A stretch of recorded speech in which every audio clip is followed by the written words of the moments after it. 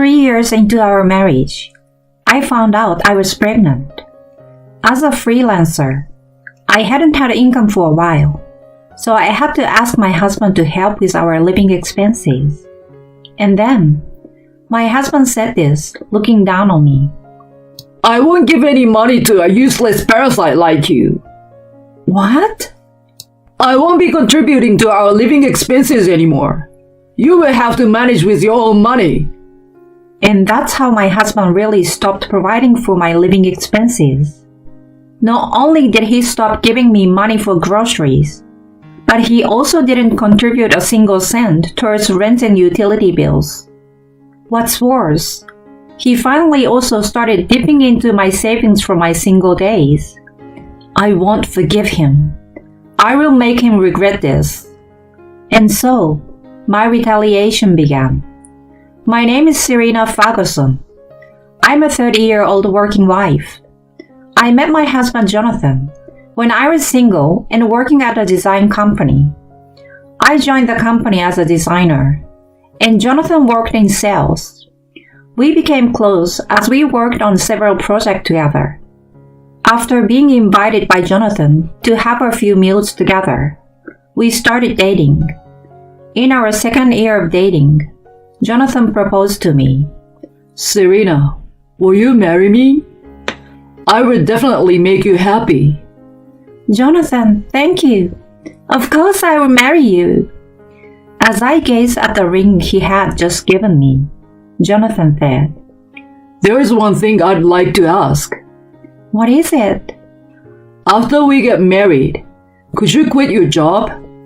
It would be awkward for us to work at the same company as a married couple, don't you think? I was taken aback. At that time, I was at the high point in my career as a designer, and I was considered a valuable asset at the company. I enjoyed my work and felt fulfilled, so I couldn't accept his request right away. But I want to keep working even after we get married. In that case, why don't you switch to a different company or become a freelancer? Come on, Serena, please. Well, I understand. And that's how I ended up leaving my job at the company. My boss at the time, Michelle, who was a good friend of mine, and others were sorry to see me go. On my last day of work, Serena, it's sad to part ways even though we've been working hard together. I feel the same way. Let's stay in touch and we can go out for a meal sometime. I too left my job with a heavy heart because deep down, I wanted to stay at the company. We then rented an apartment near Jason's office and our married life began. Upon getting married, I decided to become a freelancer working from home. When I informed Jonathan about this, he said the following. Oh, being a freelancer is fine, but remember, we agreed to split the living expenses evenly. We had discussed this before getting married, that we would both work and split the household expenses. However, it was at Jonathan's request that I quit my job and had to start from scratch to find clients. That being said, could you consider giving me a bit more until my job stabilizes? Since I have no income from the company now, and I will need to start looking for work from scratch. Even after I said this, Jonathan only made a displeased face. Huh? Don't be so dependent. Are you trying to rely on me like that? I like the independent you know. I understand. In this way, I ended up shouldering half of the household expenses, even during difficult times. Fortunately, I received a severance package, so I continued to break into my savings to supplement the household budget. Jonathan should have been earning sufficient income, yet he only contributed exactly half of his salary to the household. Even though the household expenses are shared, he didn't do any chores. So as a result, I automatically took on all of the household chores. I managed to handle household chores in between my busy work schedule. And so, On a certain day in the third year of our marriage, I found out I was pregnant. It was a surprising and joyful moment, as we had been having trouble conceiving. On the night when the pregnancy was confirmed at the OBGYN clinic, I told Jonathan, "Hey Jonathan, I think I'm having a baby." What? Seriously? I'm so happy. My husband smiled again and expressed his joy. I hadn't felt true happiness in a long time. However, right after that, a problem arose. My morning sickness was quite severe. I felt like I had motion sickness all day long and rushed to the toilet daily. I couldn't do my job properly, so I reluctantly had to stop all of my work. I went days without eating properly, lying on the floor. In the midst of this, Jonathan came home and called out to me as I lay in bed. Hey, Serena, what about today's meal? With the aroma of food wafting around, it's impossible for me, who is suffering, to prepare a meal. I'm sorry. I haven't been able to make food because I'm not feeling well due to morning sickness. Huh? What are you doing? Preparing your husband's meal is also a wife's duty, right? I'm sorry. Could you bear with frozen food for today? When I said that, Jonathan responded with annoyance. Frozen food? I don't want to eat that crap. I'm going out to eat. With that, Jonathan left without even asking about my meal. No words of sympathy, and he wouldn't do any housework either. I was growing increasingly frustrated with a husband who lacked understanding about my morning sickness, and his troublesome behavior didn't end there. One night, while I was lying down with a pale face due to nausea, Jonathan whispered in my ear, Hey, Serena, isn't it about time? Ignoring me, he tried to touch my body. I instantly grabbed his hand to stop him. What's wrong? Not allowed? Of course not. It's still early in the pregnancy, and you don't understand how tough the morning sickness is. I calmly told him this, but it seemed to make Jonathan angry. What's the matter? Taking care of your husband is wife's duty, isn't it? There is such a thing as timing and appropriateness. Haven't I complained multiple times about how hard morning sickness is? Come on, you sit there for a moment. Jonathan's words were so harsh that I woke up with a start. My husband crossed his arms and stared at me. Are you using morning sickness as an excuse to slack off on various things? Even if you say that, I can't eat properly, you know. Pregnancy isn't an illness, you know.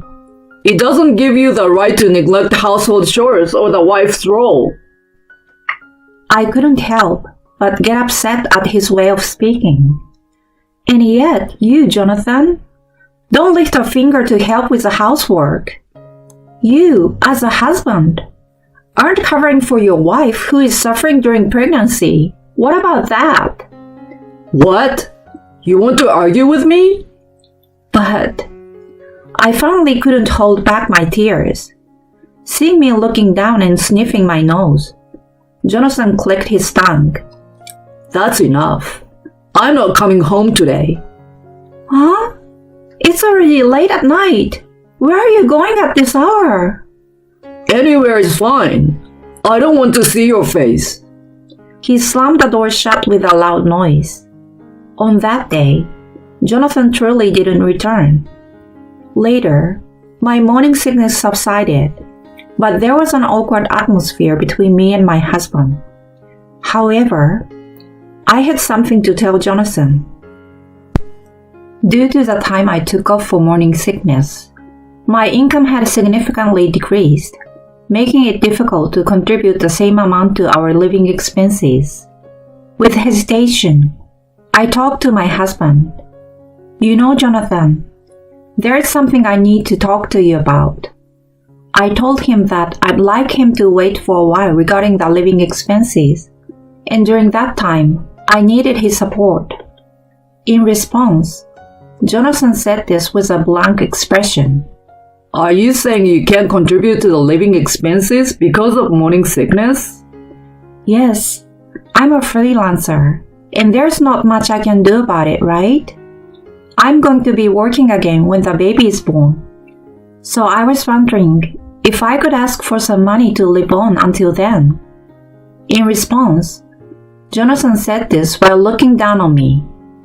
I'm not giving money to a useless parasite like you. What? I won't contribute to the living expenses anymore.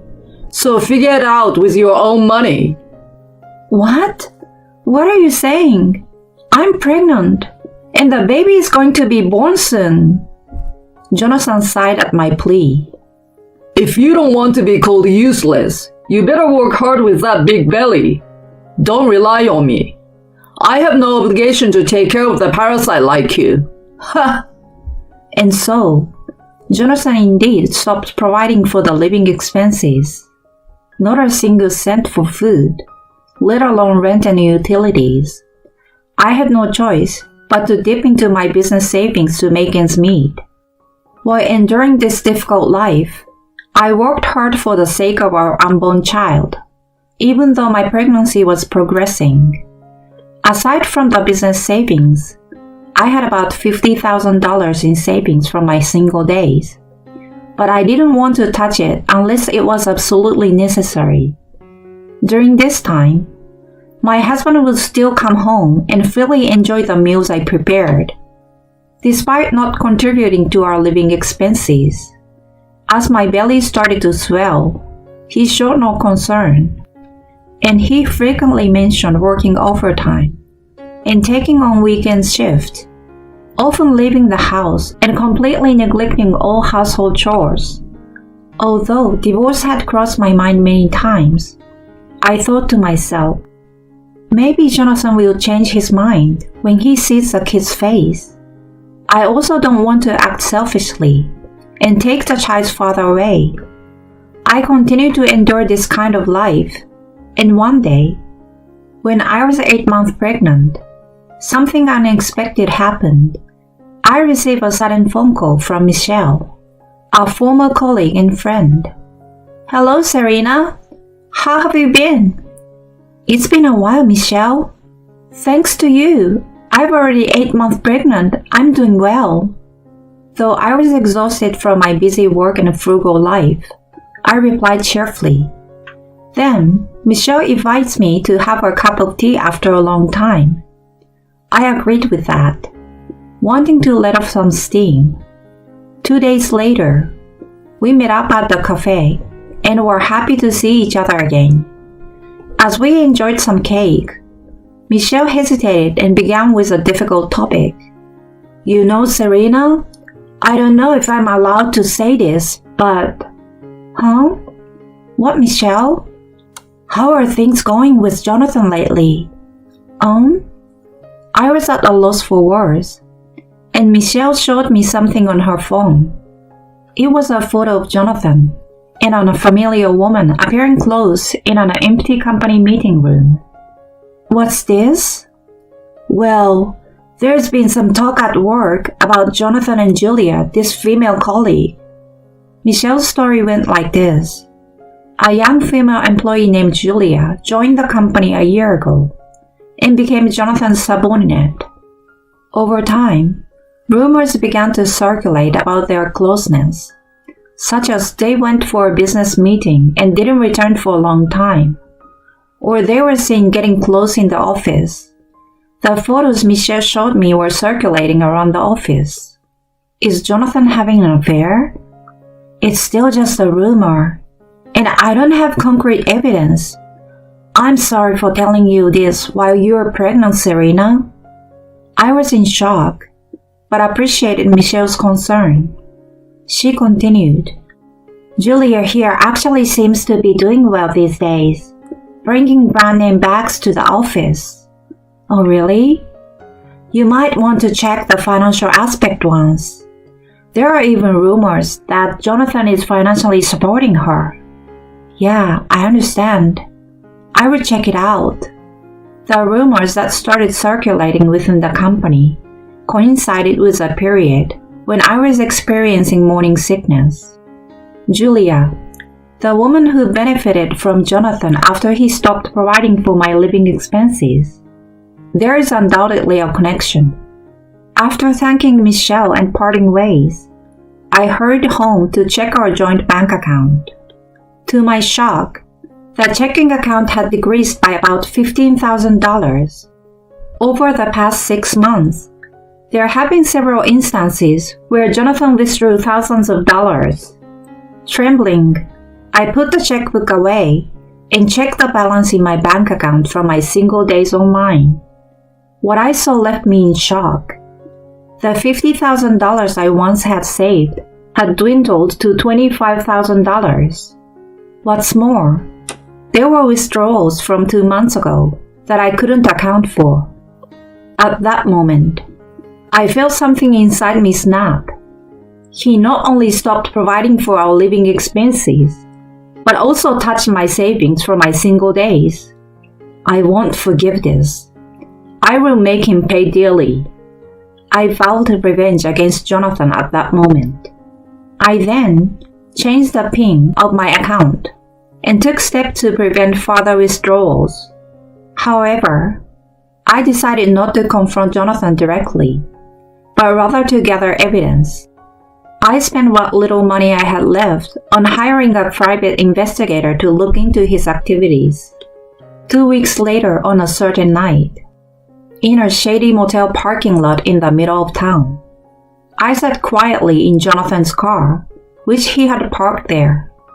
Before long, Jonathan and Julia got into the car. Jonathan, unaware of me in the back seat, attempted to start the engine. And in that moment, I whispered to him like this, "You seems to be having quite a bit of fun, didn't you?" Gah! Jonathan jumped in surprise. Julia, too, froze and looked my way. Serena, why are you here? I knew you two were here together, so I decided to lay in wait. What were you two doing together? In a stern voice, I inquired, and Jonathan's eyes darted around. Well, a junior colleague at work wasn't feeling well, so I was just accompanying her. At Jonathan's feeble explanation, I threw a bunch of photos at him. In those photos were numerous pieces of undeniable evidence of their affair. There was no way to deny any of them. What the hell? You investigated me? Of course. You thought you could deplete people's savings and I wouldn't find out? Now, admit it with your own mouth. Reluctantly, Jonathan began to speak.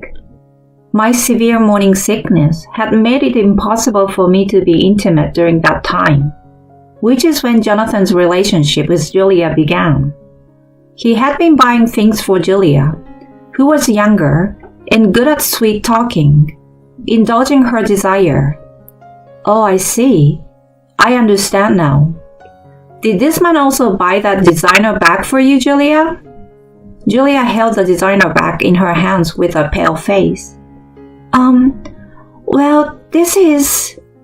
You're an adult, so you should know what happens when you get involved with someone else's husband, right? I will demand compensation from you. Be prepared. Julia slumped in disappointment. Then Jonathan stammered as he spoke. We are not getting divorced, right? And a child is on the way.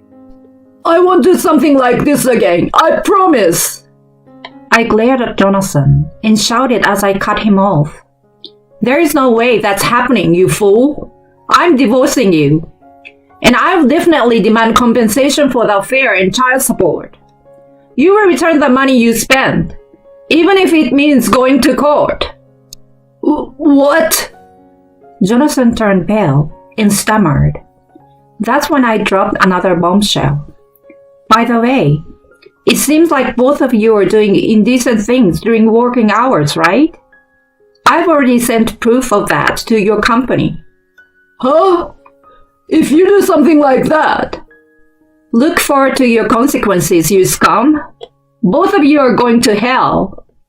In this way, I left them in a state of panic, got out of the car, and left the scene. Later on, Jonathan and I got divorced. I demanded compensation for the affair and repayment of the money he spent from my single days. Jonathan paid it, and his savings were completely wiped off. We agreed on child support payments to be made monthly. As a result of my report to the company about their affair during working hours, Jonathan and Julia were both fired from their jobs. I also demanded compensation from Julia. Julia had to sell her designer items, but it still wasn't enough, so her parents helped her financially. Her parents were furious and forcefully took her back to their hometown. This marked the complete end of Jonathan and Julia's relationship. Jobless and broke, Jonathan joined a part-time job at a horror-themed park and worked as a costumed performer to find a new job. I hope he reflects on what he has done and lives the rest of his life responsibly. On the other hand, I safely gave birth to a lovely baby girl and returned to my parents' home. My freelance work is going well, and it seems I can manage to raise my daughter on my own. My daughter is growing up, receiving love from both my parents and friends like Michelle. From now on, I would like to live cheerfully and look forward to my daughter's growth.